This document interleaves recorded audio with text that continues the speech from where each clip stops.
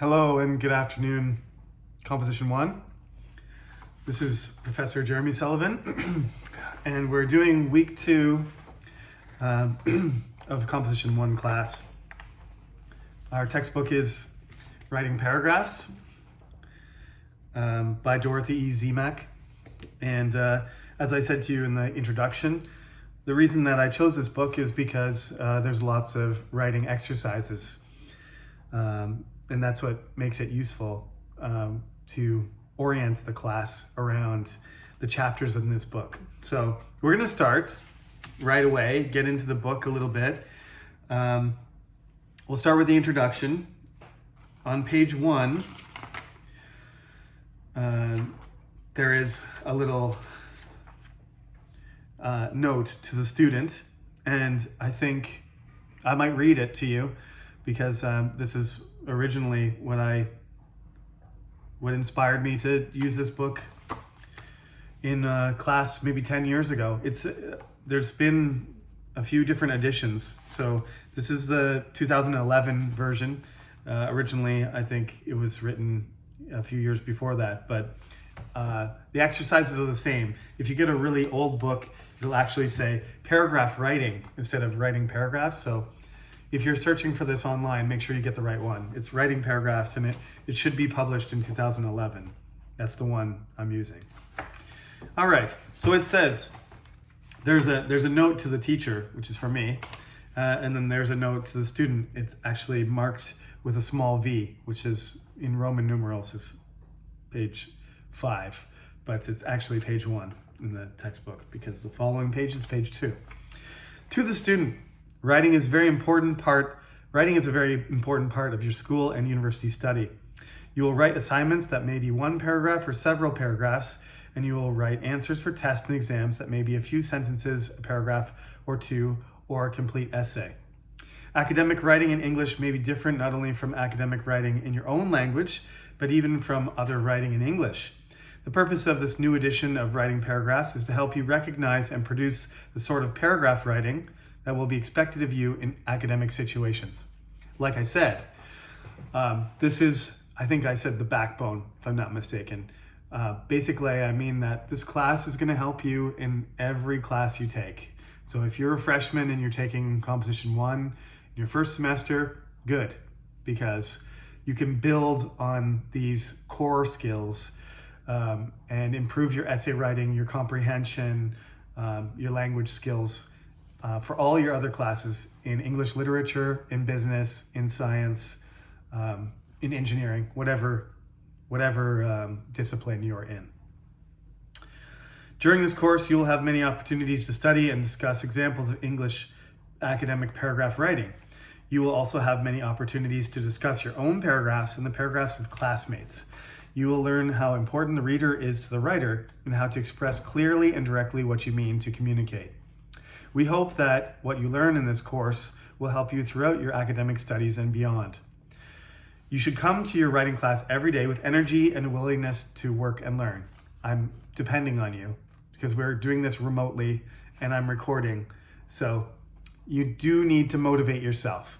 It's one of the things about university that is key, is that you need to be self-motivated, right? You need to do your own homework. I'm not going to chase after you or complain, or I'll probably remind you, and that's it. And if you decide not to listen to me and not to study, then the consequence is a poor grade. And nobody's going to call your parents, and nobody's going to come after you and make sure you're doing your own work. You have to take responsibility for yourself, right? So we hope that what you learn in this course will help you throughout your academic studies and beyond. You should come to your writing class every day with energy and a willingness to work and learn. Your instructor and your classmates have much to share with you, and you have much to share with them. By coming to class with your questions, or watching class and emailing me and attending the Zoom sessions, which will kind of supplement what I'm telling you in this lecture, in the video lectures.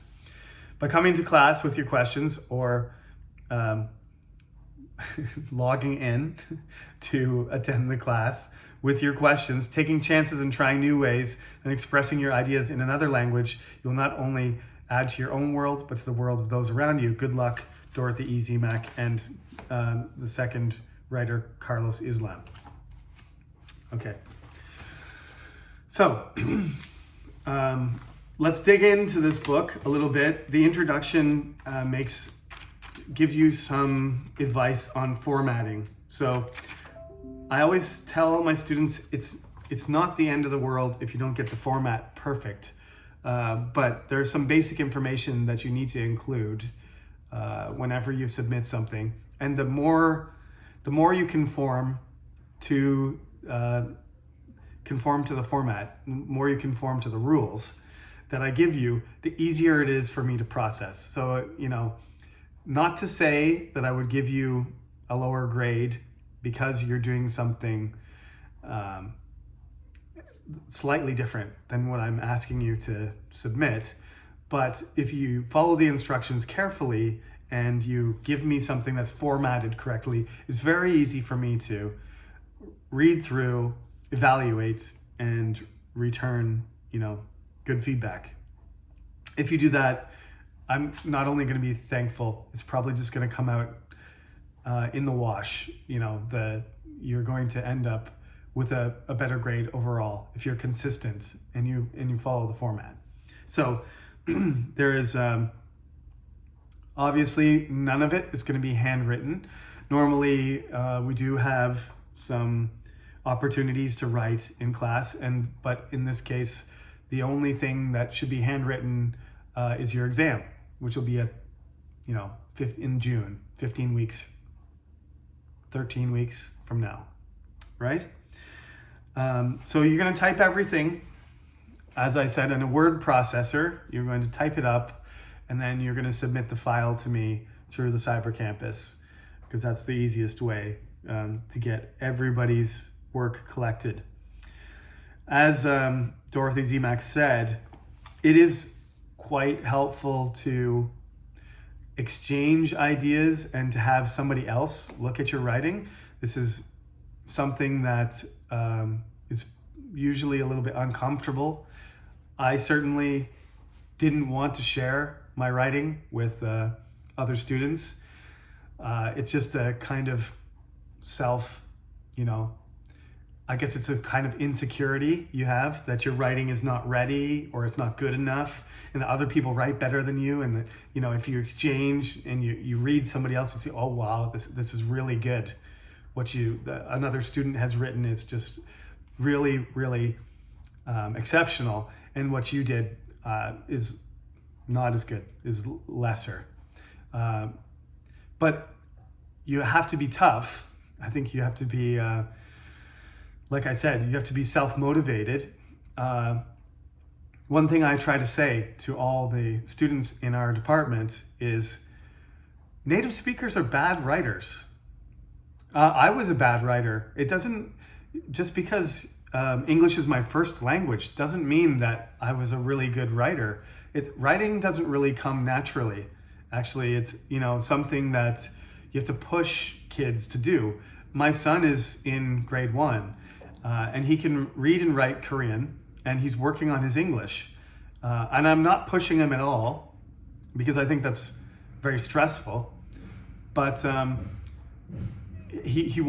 just want him to, what I'm hoping is that he will want to write in English, and he will want to be able to, work his way around the phonetics of English himself.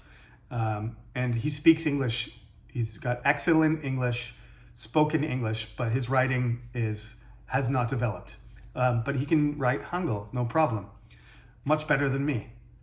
And that's because it's a learned thing. He's spent a lot of time writing Hangul and reading Hangul at kindergarten. And so he can do it. And his English being behind is not a big deal because he goes to Korean school. So just like you, he's going to work on his English reading and writing after his Korean has, achieved certain levels. I I went to a French school when I was in elementary school. Most of my classes were in French, and then when I came back from Montreal to the English part of Canada and near Toronto, north of Toronto, actually not that near, but I just say that. I went into French immersion, and all my classes were in French except for English. And there's certain things that you have a disadvantage in. And the main thing is grammar. My grammar is still horrible in French, and it probably always will be. And you might feel like that too, that you can get your ideas across, and when you speak, the grammar is not as important. But when you write, the choice of vocabulary, the relationship between the sentences, and the grammar, the correct forms of words, and the order, the syntax, that's where there's a difference between people who are fluent in the language and people who are doing it as a second or third language. Some of our students are fluent in multiple languages, and English is their third language. I'm always impressed to see people juggle 3 different languages like Chinese and Korean and English. So when I criticize you, or you look at somebody else's writing, just remember, if you're working on your third language, that's already impressive. And don't be discouraged by somebody else's achievement. And don't think that just because somebody's English is really good, when they speak, that their writing is also at the same level, because it's not true. There's lots of Korean students who have lived in the United States or in Canada or in other countries, the Philippines, and studied English, and that you can hear their accent is, the way that they pronounce things is different than a person who has grown up in Korea and studied English. They were exposed to a certain way of pronouncing English, and it comes easier to them. But their writing is horrible. And not all of them, I'm just saying, they could have horrible writing. I'm not saying that they do. Some of them write very well, but it's certainly possible to. But anyway, we're doing this all online, so you're not going to be intimidated by how people speak until we go on Zoom. So there's no reason for you to be discouraged about anything. That you need to have some resilience, and you need to try and improve your writing step by step. It's also kind of the thing about writing is the improvements are very slow. My major issue in French was grammar, and in English it was just, instead of making an argument and building my writing logically, I was more apt to just be very descriptive and tell a story. And there's going to be a few of you that have that approach as well.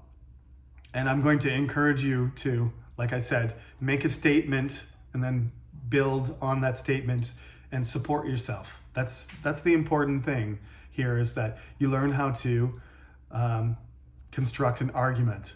Okay? And that's really what Dorothy Zimak was saying when she was saying academic writing in English may be different not only from academic writing in your own language, but also from other writing in English. It is.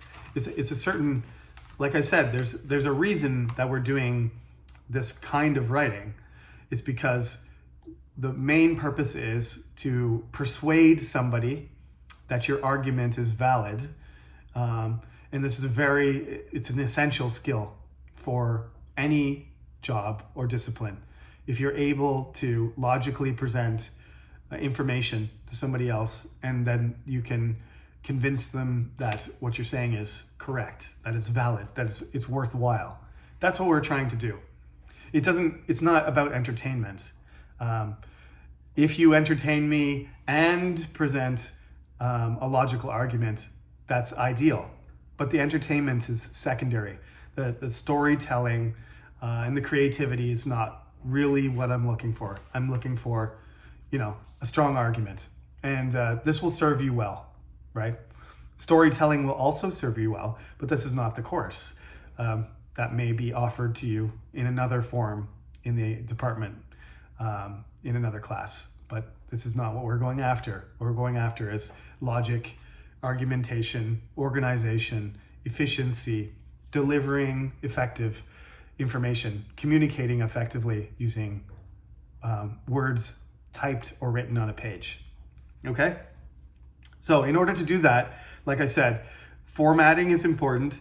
So you can just have a look on page 2 and 3, and you can see I would like all of your work to be double spaced, which means one line and then leave a space and then another line written like that.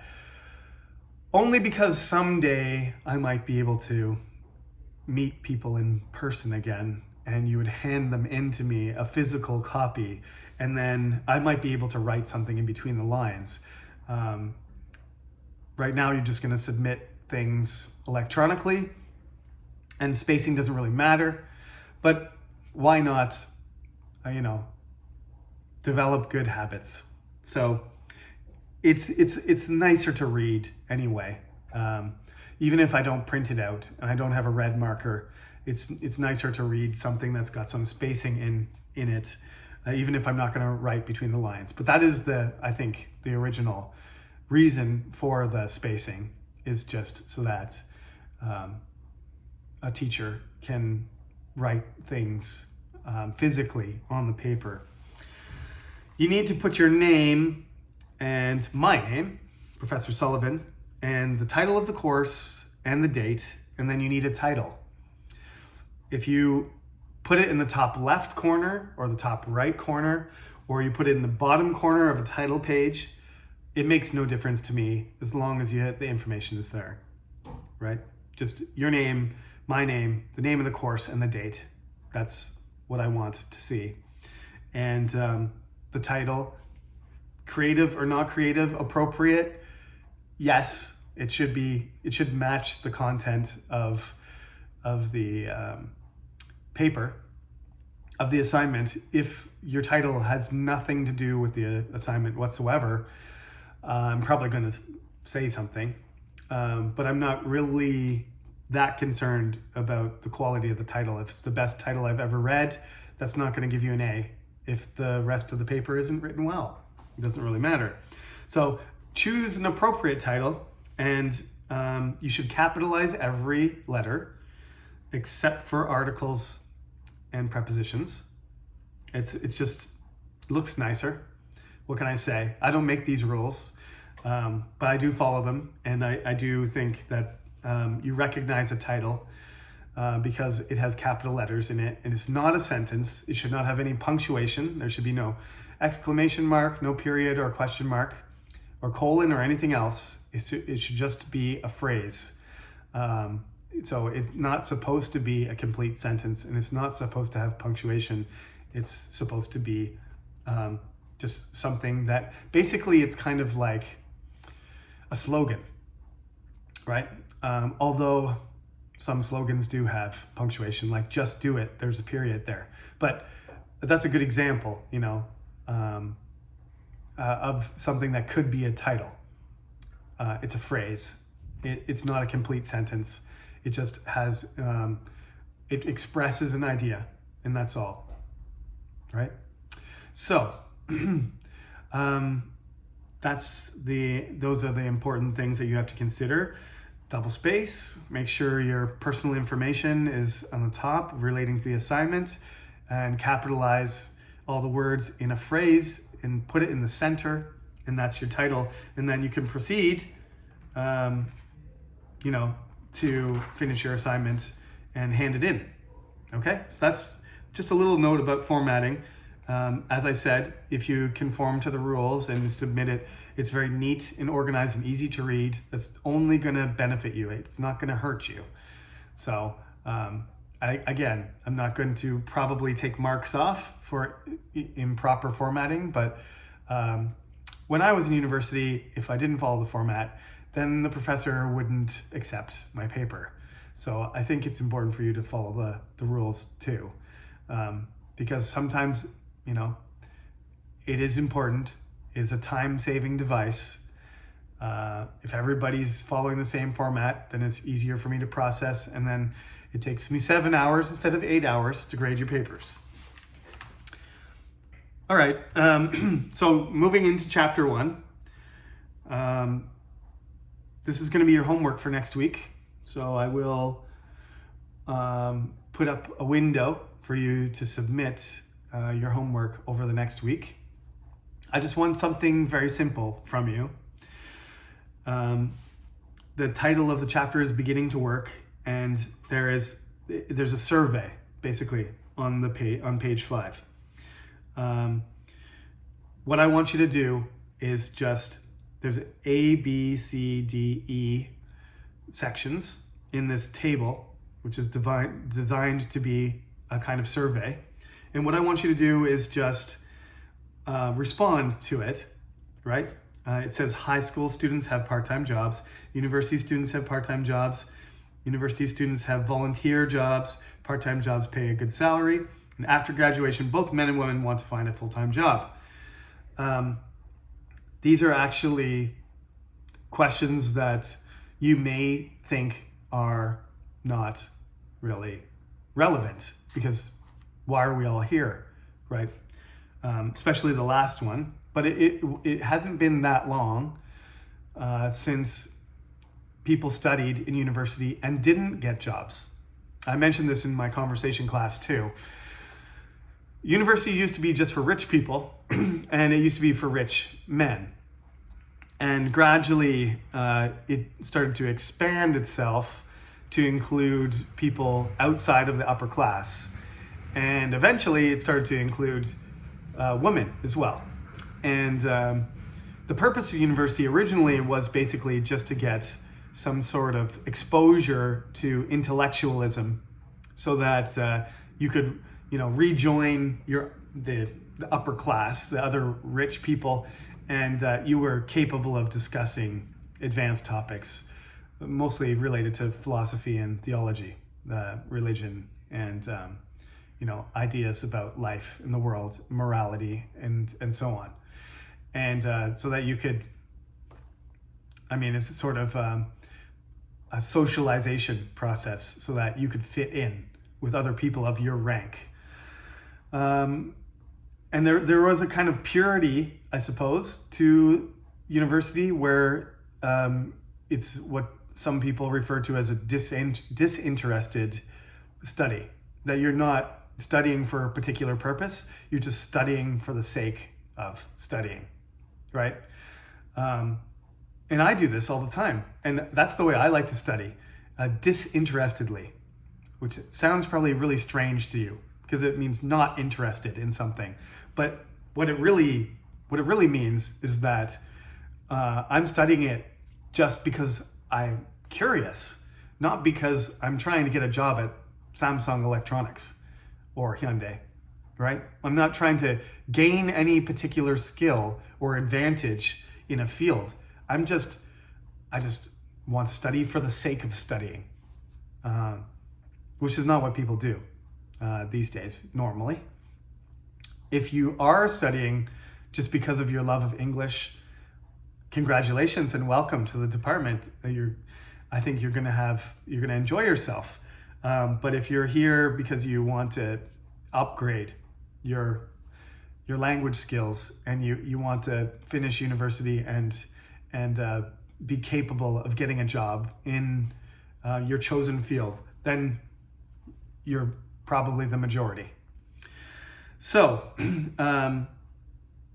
I would like you to just respond in the survey.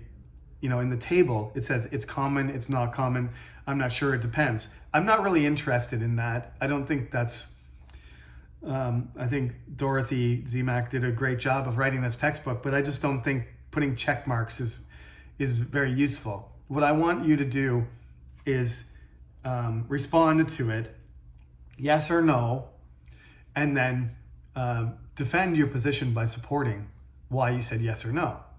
So, high school students have part-time jobs. Yes, they do. because it's important for them to develop some real life experience and to handle money and to have responsibility without their parents' supervision, right? To work for somebody else and to be accountable for their own behavior and to set a schedule and organize themselves. I've just provided you several sentences of support for my argument that yes, high school students should have part-time jobs, okay? If you choose to say no, then you're gonna have to come up with something else. You're gonna have to come up with some other logical connection between high school students not having part-time jobs and the benefits for that. So we'll just say, I mean, typically Korean parents don't really want their children to have part-time jobs in high school because it's kind of a 1+1 or 1-1 situation. It's a simple matter of arithmetic, right? If you are working on Monday night and for 5 hours at the GS25, then that's 5 hours taken away from study time. So I'm going to say that no, high school students shouldn't have part-time jobs because that time is valuable. They're preparing, you might be preparing for the university entrance exam, the Sunung, and you need all the time you can get. So why waste your time working at a convenience store when you should be in an institute or in a study room or in your room focusing on how to get a better score on your exam so that you can get into a better university. And then what is it going to matter whether you worked in a convenience store or not? If you go to Seoul National University, then, you know, it's irrelevant. Okay, so these are, I think you're familiar with these arguments. You've probably heard them before. You're probably aware of them. But I would like you to, you know, put them down on paper and express them to me. So there are 5 questions. I've already answered A for you, but see if you can come up with your own reasons. If you recycle what I said, that's fine. Don't write down exactly what I said, verbatim, word for word from the lecture. But certainly, I don't care if you have the same argument as me, because those are the standard arguments. So do A, B, C, D, E. I want you to say yes because or no because to each question. Make sure that at least one sentence. You don't have to write a paragraph. I didn't give you a paragraph when I gave my answers. So just A, B, C, D, E, several sentences supporting your position for or against the statement, yes or no. That's all I want you to do. And that's where we'll stop today. That's all I'm looking for, and we'll continue into chapter 1 next class. You can probably expect me, like I said, to skip certain sections and probably emphasize certain parts a lot. We only really did 2 or 3 pages today. That's probably going to be typical. And like I said, I will open the window, which is starting tomorrow until next Monday, for you to submit. And I think there's a writing composition class. One class is on Monday and one is on Friday. Yeah, so just to avoid confusion, I'll probably just leave the window open until next Friday for both classes, just so I don't make a mistake. So both classes, composition 1 on Monday and Friday, you will have until next Friday to finish your homework. Make sure you do A, B, C, D, and E. If you wouldn't mind submitting it as a doc file from Microsoft Word, or saving a Hangul file as a PDF. As I said in my other classes, I don't care if you use Hangul, but I prefer not to use it because the format isn't that flexible. So if you do use Hangul to write your assignment, just do me a favor and save it as a PDF and then upload it in that format so that I can open it easily on any device. That's it. Okay. Thank you, everybody. Thank you, everyone, for tuning in. And that's week 2. As I said, the Friday class, you can watch this on Friday. You can watch it on Monday. Whenever I upload it, you can watch it. It doesn't matter. But the window for watching each lecture is going to be open from every Tuesday to every Monday, because we started on a Tuesday. So that's the schedule we're working with. Okay? Thank you, everyone. Have a good day.